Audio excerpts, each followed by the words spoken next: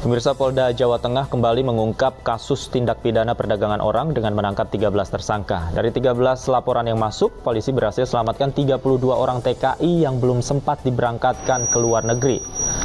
Hingga pekan kedua, Polda Jawa Tengah berhasil mengungkap 39 kasus TPPO di wilayah Jawa Tengah.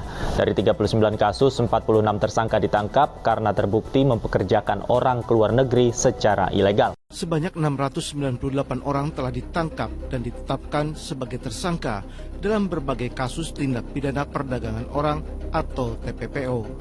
Menurut Menko Polhukam Mahfud MD, penangkapan tersebut dilakukan dalam kurun 1 bulan terakhir di berbagai wilayah di Indonesia. Selain itu, sebanyak 1.943 korban TPPO berhasil diselamatkan. Sebelumnya telah kita lihat beberapa cuplikan dari berita terkait adanya kasus dari tindak pidana perdagangan orang. Untuk itu, kali ini saya akan mengaitkan hal ini dengan kasus yang akan saya analisis, yaitu dalam hal ini seorang perempuan bernama Mira berumur 27 tahun yang merupakan korban dari tindak pidana perdagangan manusia. Telah saya paparkan juga terkait asas, prinsip, norma, serta peraturan perundang-undangan dalam penyelesaian masalah, baik dalam lingkup nasional maupun internasional. Selamat menyaksikan, terima kasih. Baik, Assalamualaikum warahmatullahi wabarakatuh. Perkenalkan, nama saya Sadam Yordan dengan NIM A1011221199 dalam mata kuliah Hukum Perlindungan Perempuan dan Anak kelas D.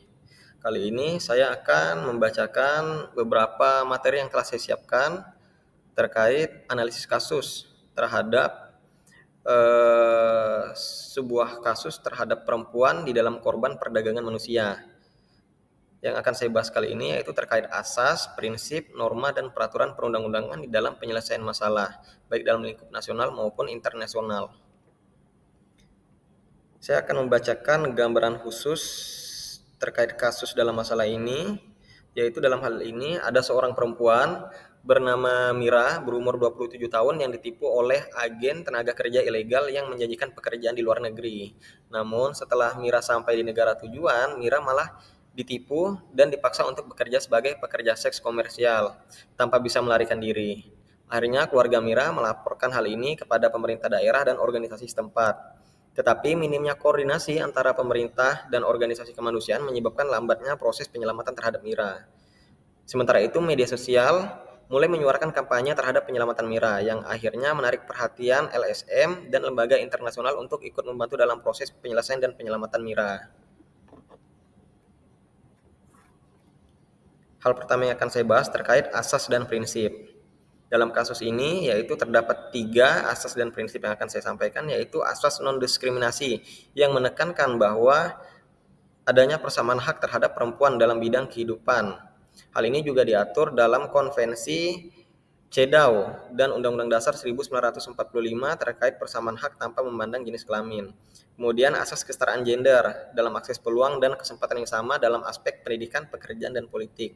Kemudian yang ketiga yaitu perlindungan dan pemberdayaan perempuan dari kekerasan dan diskriminasi secara ekonomi, sosial, dan fisik. Kemudian dilihat dari aspek norma sosial dan budaya. Dari sosial budaya yaitu norma keadilan sosial yang menekankan pentingnya keadilan sosial dalam masyarakat, termasuk perlindungan perempuan dan eksploitasi dan diskriminasi. Hal ini adalah pelanggaran terhadap hak asasi manusia dengan melanggar nilai-nilai kemanusiaan. Kemudian kemanusiaan menekankan pentingnya memperhatikan korban perdagangan manusia dengan penuh empati dan kemanusiaan serta dukungan pemulihan yang memadai terhadap kondisi yang terjadi. Ada beberapa peraturan nasional yang mengatur terkait tindakan perdagangan perempuan dan kekerasan terhadap perempuan dan diskriminasi ini, yaitu Undang-Undang Dasar 1945, yaitu yang berbunyi menjamin kesetaraan hak bagi semua warga negara tanpa memandang gender dan melindungi dari diskriminasi. Kemudian Undang-Undang Nomor 39 Tahun 1999 tentang hak asasi manusia untuk mendapatkan perlakuan dan perlindungan yang sama.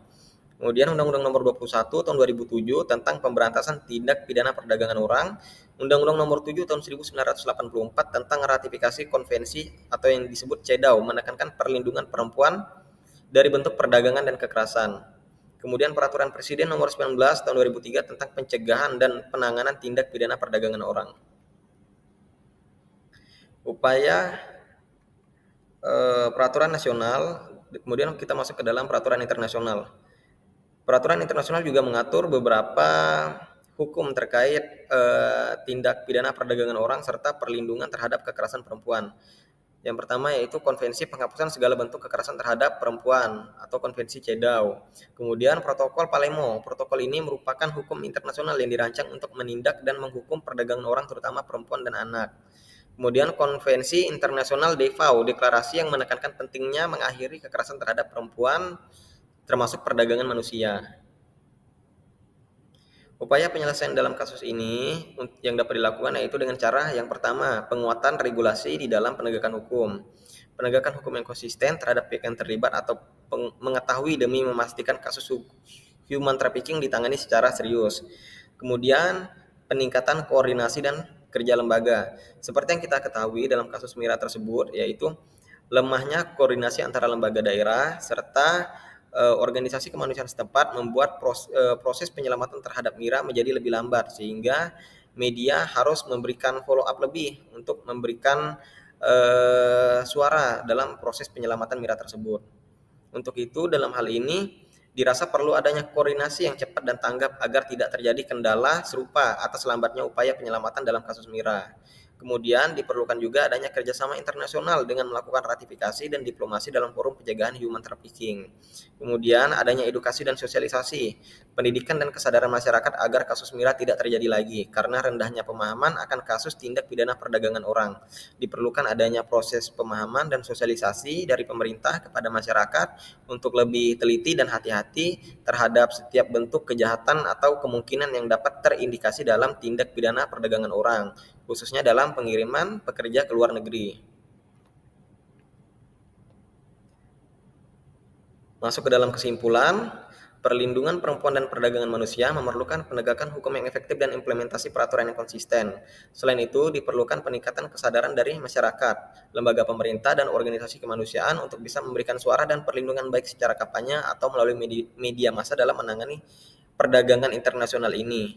Dapat kita lihat bahwa lambatnya koordinasi antara pemerintah dan lembaga kemanusiaan membuat upaya penyelamatan Mira menjadi lambat, sehingga harus ada sanksi atau regulasi yang ketat dalam mengatur hal ini agar pihak dan lembaga terkait dapat secara tanggap dan sigap dalam merespons setiap laporan yang terjadi. Dalam lingkup internasional, Indonesia juga perlu melakukan kerjasama dan meratifikasi peraturan-peraturan dalam menjaga dan memberikan perlindungan terhadap pengawasan atas pekerja migran yang bekerja di luar negara, serta harus adanya edukasi dan sosialisasi terhadap masyarakat atas bahaya dari tindak pidana perdagangan orang. Seperti dalam kasus Mira tersebut, yang tertipu oleh agen tenaga kerja ilegal. Hal ini masih banyak terjadi, khususnya terhadap mereka yang masih awam atau belum mendapatkan akses terhadap edukasi dan sosialisasi, sehingga dapat tertipu atas tindakan yang merugikan tersebut. Banyak faktor yang harus didukung, baik mulai dari sumber daya manusia, peraturan dan lembaga instansi untuk dapat mendukung dan memastikan perempuan tidak dapat dikriminalisasi dan hak perempuan dapat dilindungi secara efektif. Sekian dari hasil paparan yang dapat saya sampaikan, lebih kurangnya saya ucapkan mohon maaf. Wabillahi taufiq wal hidayah. Wassalamualaikum warahmatullahi wabarakatuh.